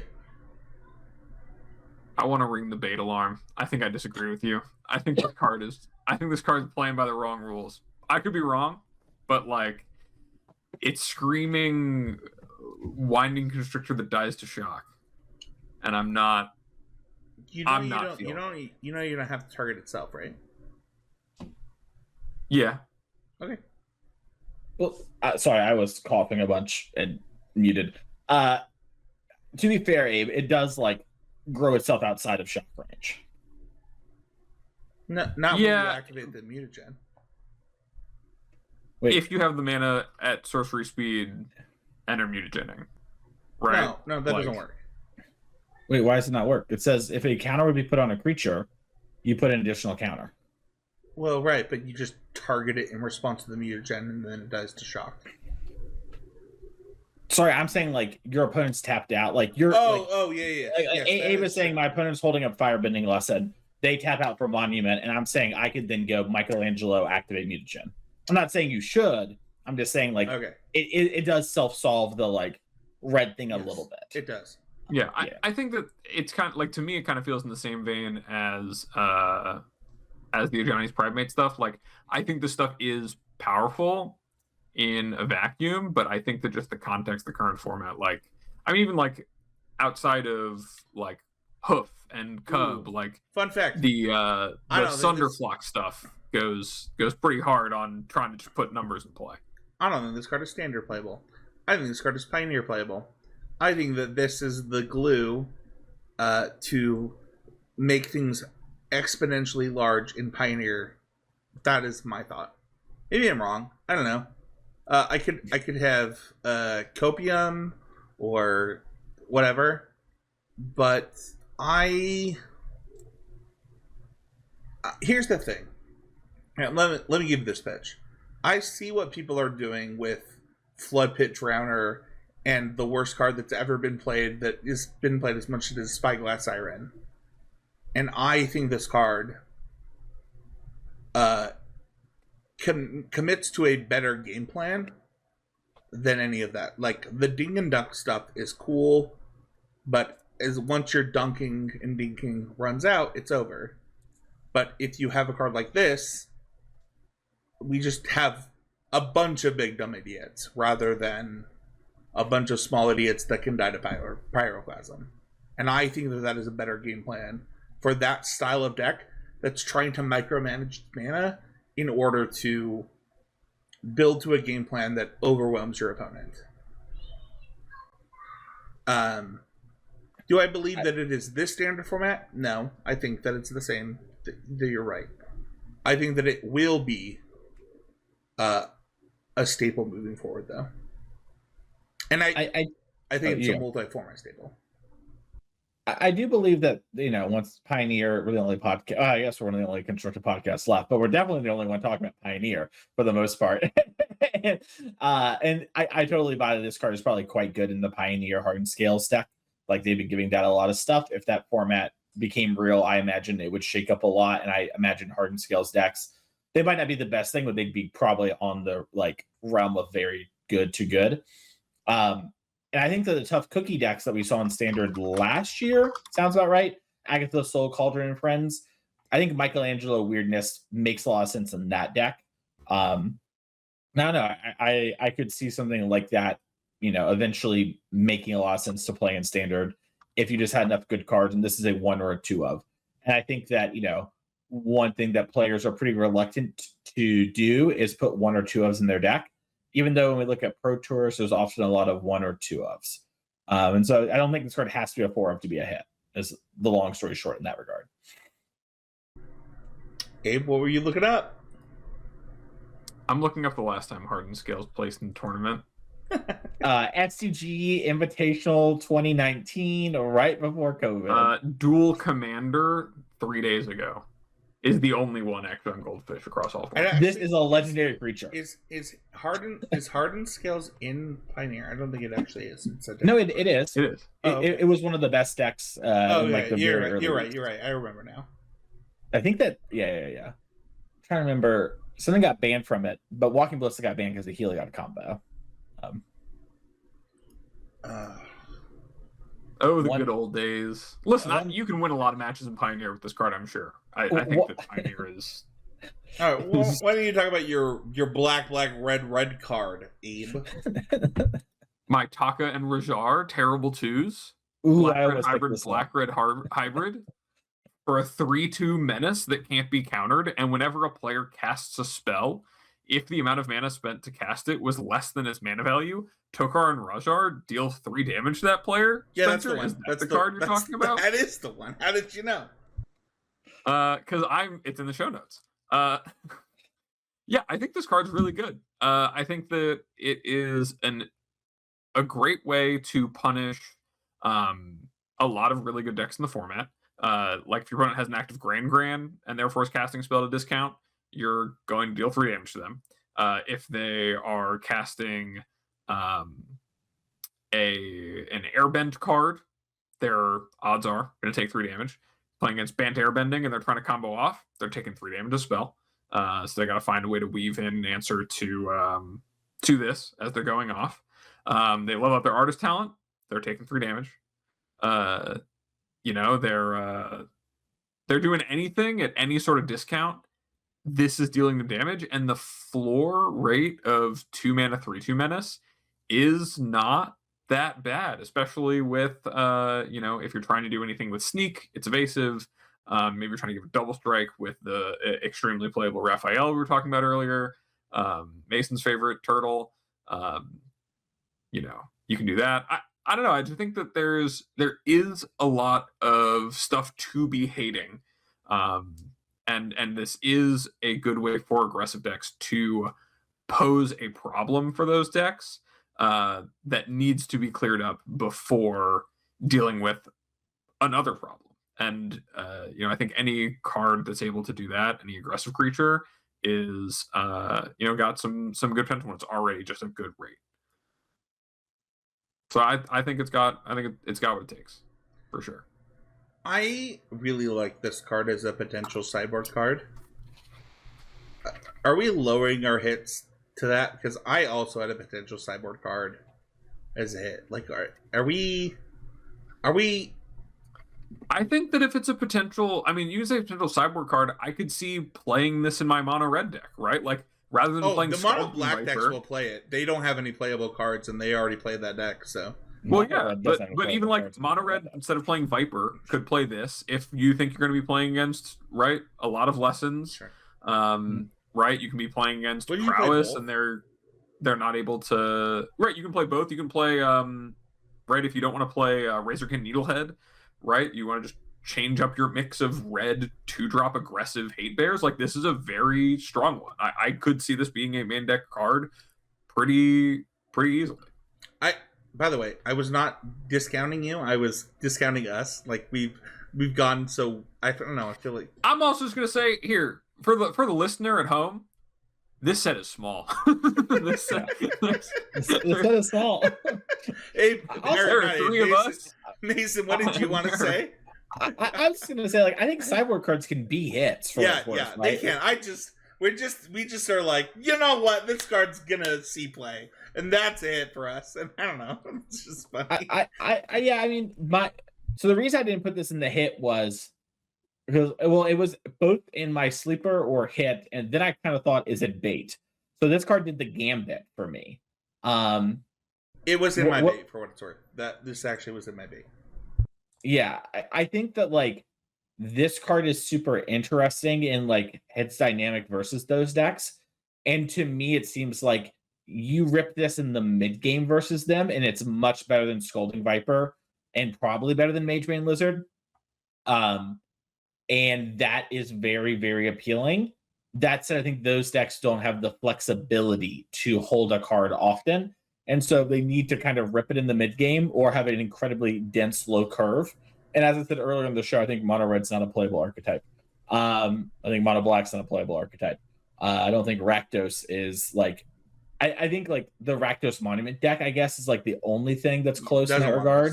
Doesn't want this. Yeah, and so like I don't know. This card, I think is an interesting pivot against those things. But what I'm really interested in is the implications for like this card in the rest of like what allowed to be existing in standard, because it is a powerful hate card against decks that are trying to cheat out things on cheating mana that do not have a lot of interaction, right? Like Spelementals and Is It Lessons both have a lot of interaction and can answer this card. But I think this card is potentially a great sideboard card against, decks that lack answers and are trying to do cheaty face stuff. And this could be a potentially great sideboard card there. So I don't know. I think this card is better than it looks, though. I forgot to mention, it does punish also every warp creature Yep. and harmonized spells pretty well. Hey, Abe, can you do me a favor? What's up? Can you just take off your headphones for a second? Thank you. Dude, did he break the format? This is really good. These three together are kind of crazy. Don't tell him that. It'll feed his ego, but holy crap. Yeah. What's your last one, Abe? He loves to know what we said. I don't know that I like what just happened. I do. Well, I guess so. As long as it's not going to affect my ability to be podcast co-host of the year. It definitely will. So, well then, I don't know. I might have to filibuster the whole show. My second hit is Leatherhead Swampstalker, which is 2 green for a legendary creature, Crocodile Mutant Rogue. It's a 5/4 trample. She is a 5/4 trample that enters with a hexproof counter on her. And whenever Leatherhead deals combat damage to a player, you may remove a counter from her. It doesn't have to be the hexproof counter, it could be any kind of counter. And when you do, destroy target artifact or enchantment that player controls. This card, I think, is an immediate add and role player in the Harmonizer deck, in the Landfall deck, and even just as like a 5/4 trample hexproof, has a lot of really important applications when paired with some of the other powerful things going on in green and standard. And it has the upside of when it connects, if you're not just one-shotting them with Fabled Passage and a Harmonizer, of being able to answer some problematic permanents. So I think this one's going to be a slam dunk. Well, I'm going to say this. I think it's fun when we talk about misreading cards the first time we read them. I misread this one. I did not realize it entered with the counter. I thought it had to enter... I guess it's the same thing. I thought it got the ETB. I don't know. You thought there's a window where it came in and then it got a counter as a trigger. I just misread it. So it always gets its effect. Sorry, I'm reevaluating live, which I think is fun sometimes. I can yap about this card a little bit if you want. I think this card's pretty powerful. It might just be in the context of current standard, but mono green landfall, you can have this card. You can then attack and answer a lesson, a artist talent or a monument out of the lesson stack. I think both those things are pretty good. And you could also just have a 5/4 hexproof. That deck actually really struggles with that stat line, especially if it gets ramped out a little early. And trample is also pretty good against them. So do I think Leatherhead Swampstalker is a 4 of or whatever? Probably not, but I think it's a pretty reasonable 1 of against those kind of decks. And then also is just the rhythm decks can rhythm for this and have it, it's different than Wistfulness, but it also plays so differently for less mana. So I'm kind of a big fan of this. Sorry. I think this card might be main deckable. I think this might be a 2 of. So, we haven't gotten to talk about it on this podcast, but people are pretty off of just having your rhythm 4-drop be Ouroboros. And I think that in Landfall, Simic, and even other decks, I wonder if this card is just pretty good in the format between Earthbender's talent, between all the enchantments and artifacts, I think this is a hit. I think you're right. Sorry, I'm trying not to like too much evaluate life, but I misevaluated this card. I think I'm right too, so you can keep on saying that. I just think 5/4 hexproof is close to a card I want against Lessons. Yeah, Like, I 5/4 hexproof trample. There's the thing Just is that like Maxim. just the X4 bot, like even if it was a 4/4 trample, 4 is already pretty above rate and standard for like the things that live and like stick around, right? Like I'm pretty into this. Okay. Sorry. That was me live. I will edit that however I can. Yeah, I think Leatherhead Swamp Stalker is like pretty, just a pretty potent card, and it is different than Wistfulness. It is different than a Rex Sage, and I think that is the way to always look at these cards. It's like the fact it is a big body and hexproof means against Lessons you sometimes don't even want to remove the counter. You just want the 5/4 hexproof trample, and that will literally solo them like in a non-zero amount of games. And the games where it's not going to, you can probably convert it to like actually do something and like answer some of the problematic cards, and that's assuming that you have no way to remove a different counter. You obviously have to do more work for that, but like if you ever have like a mutagen counter, right, and you put a +1 on this thing and then remove that and this thing still has hexproof and you're just like shooting down artist talents and heck even maybe storm chaser talents, like that's pretty powerful IMO. So I'm a believer in the Leatherhead Swamp Stalker. Yeah, I love it. If you love it, don't forget to check out our sponsors at Mana Traders. Use the code CCMTG12 to get a little bit of a discount, get us a little bit of a kickback. I already know, and these guys will know soon, that y'all have been resubscribing. Y'all know Modern Season is coming up. The best way to support Modern for yourself is through a service. I got multiple messages today about this. So the code changed as of the time of the recording. It is CCMTG12. And yeah, I've already used Mana Traders to practice Modern. I think it's the best way to do it, and look forward to that. Untapped.gg is the best way to track your stats in Magic on Arena. And I had a pretty difficult conversation with somebody about this. They were like, why would I do this? Like, I can just do it in my head.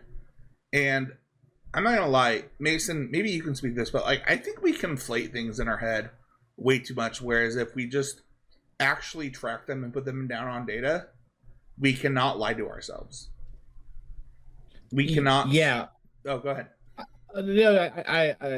I'm with you. I also think like I would feel different if it was a service you had to pay for, right? And if you were like, yeah, it's free, and like that's the thing to me. Like I push back when I hear this. It's like, listen, I barely use those deck trackers personally. Every now and again I will, and recently I have, because I have found that some clients have actually really struggled to understand some decks, and I've started recording, like playing games on Arena and then having VODs and talking through it with them, and then being like, pause, what would you do here and why? What's your process? Then I unpause and talk about my process.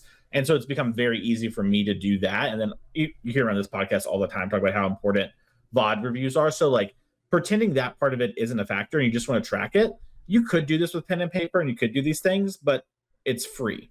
You know, like that, you save yourself a lot of time and effort. And let's be honest, you're probably not doing those things. No, you're not. I mean, I remember how hard it was for me when I did Quest for 10 to write down every game, what happened in every game. And, you know, if you sign up for the premium service, you get recordings of your arena matches. The free service has that. Oh, does the free have the beta? Yeah, I do not have a premium account for this product. Oh, I didn't know that. I have the basic account. You get reviews and everything like that. Like it saves your VODs up until like a certain point or whatever. Yeah, you should do it. It's crazy, and it gives us a kickback. It really helps us out. If you are not using it, you really should. And then of course, VOD review is the #1 way to improve at Magic that you all are, as listeners, are not doing enough. Thank you. Side note, continue. No, you're good. Well, my side note was Abe. swag store. What's going on? Swag store? Yeah. I mean, you can get not only our normal, beautiful, logo on mugs and hats and sweaters and T-shirts. You can also get my campaign gear for my 2026 co-host of the year campaign, where you can get that logo. Vote for Abe Stein for podcast co-host of the year 2026. Just keep on plugging that.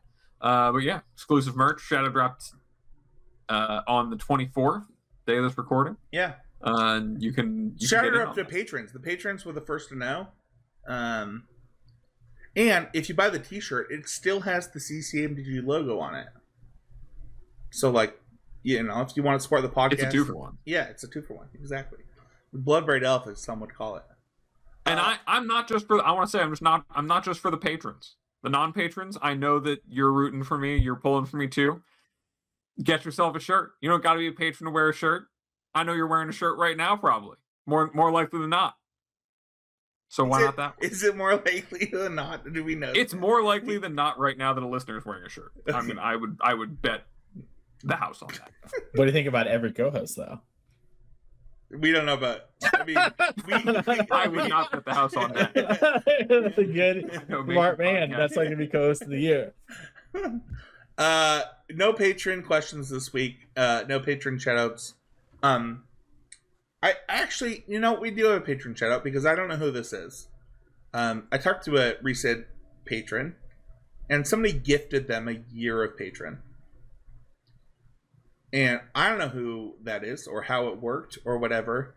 But if you do something like that, let me know. I'd like to give you a shout out. I'd like to give them a shout out. But I can't give the shout out because I don't know how it happened. So, whatever account you give them access to, whatever you did, if you want to do something like that, please reach out to me, and I will set it up. I would love to be able to help for that moving forward, because we would have a new Patreon shout out for that. If you want to join the conversation, join the Patreon Discord. There's the public Discord, the He's the Game Media Discord. I think the people that have messaged me recently that have joined it as the podcast has grown, I'll do my best to stay in there. Abe and Mason are not in there as much for the He's the Game Media Discord as I am, but I just want to say I will continue to do what I can. But, in Abe's constant campaign for Coast of the Year, we have YouTube comments, which I'll let you go, Abe. What do you want to hear from YouTube comments? I really just want to hear from YouTube comments how excited they are for the Teenage Mutant Ninja Turtles set. Whether it is that you're excited or you're not excited, just have it out in the comments. Drive a bunch of you can get nasty with each other in there. Just don't do anything disrespectful. But if you wanna just yell that you hate it and if you like it, I don't like you, you can use those words exactly. But please argue in the comments. Get those numbers up. Get that rage bait engagement that we know that the Magic community has in it.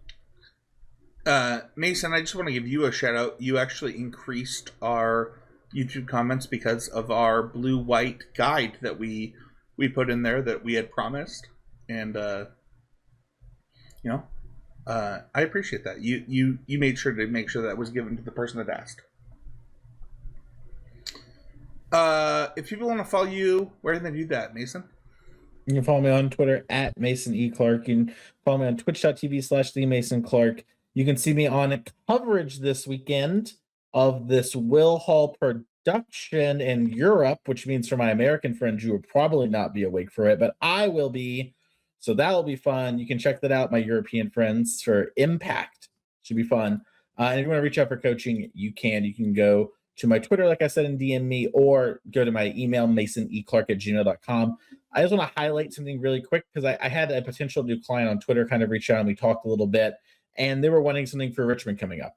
And, I think, a little bit, it's kind of like eating healthy, right? It's like, okay, starting today, not eating fast food or whatever is going to be helpful, but it's not going to change your life. It's not going to make you a healthy person. If you're someone who's wanting something for like the next RC or whatever, reach out now sooner than later, even if we don't start working together until closer to that time, because there are some things you should probably be doing. And the things we're going to work on are more than just like deck selection and stuff like that. And that will put you in a much better place to succeed at the RC than if you wait until 5 weeks beforehand and you get coaching.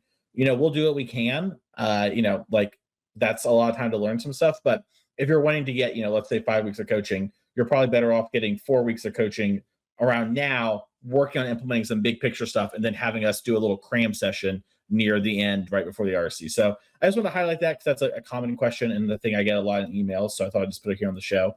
Abe, if someone wants to find you, where can they go?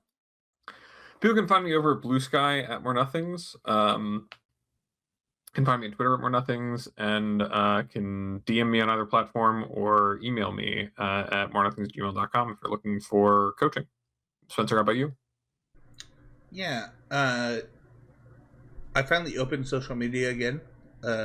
After, yes, people don't even know that I closed it because I closed it for 2 weeks and now we're doing the podcast. But you can find me at Spencer13H or He's a Game.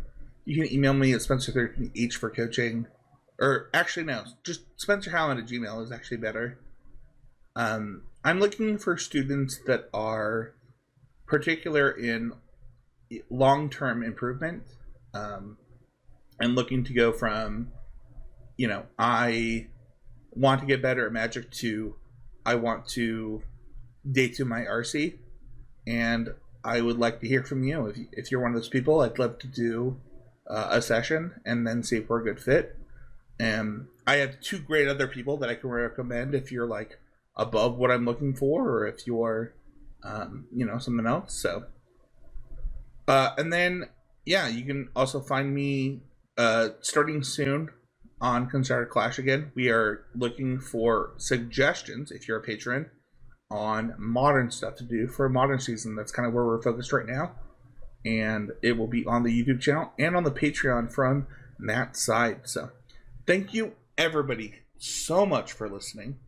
It really does mean the world to us every single time. If you are not a part of the live show, come join the Patreon and you can listen to the post show in just a second. Thank you everybody so much, and we'll see y'all next week on another episode of CCMTG.